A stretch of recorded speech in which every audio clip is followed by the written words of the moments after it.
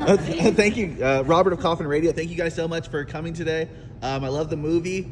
I'm excited that unfortunately, Fred Ward passed away a few years ago. I was just saying, what were some of your fondest memories of filming the movie with him, or memories you had of him? Go ahead.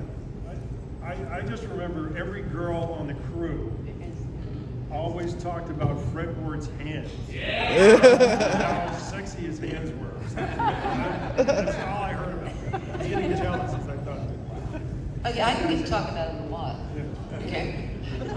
Sexiest man I ever met. Seriously. So I stayed in a place called the Dow Villa Inn, which is one of 2 hotels in Lone Pine where we shot outside of it there. But every morning the van would come pick us up to drive us for 20 miles, 20 minutes to where the town had been built. And they start with the lowlier ones like me and others. And then we'd get to Kevin's house. He had a lovely house rented in Lone Pine. And then we get to Fred's. And Fred would come out like this in the morning.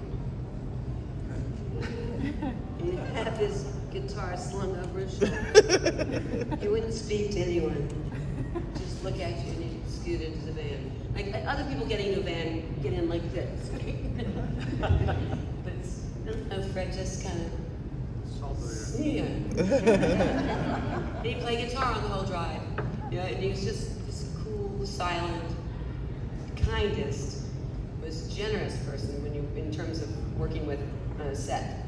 He wasn't a ham. He wasn't too self-effacing. He was just there, very solid, and goofy in his own way. And I miss him terribly.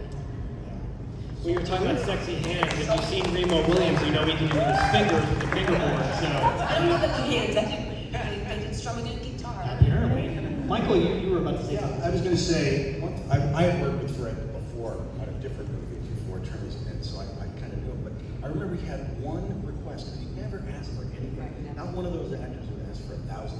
He asked for an accessible punching bag. It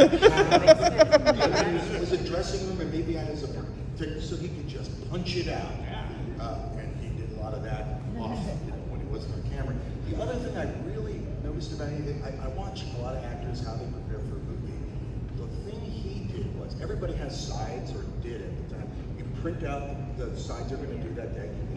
He hand wrote his sides.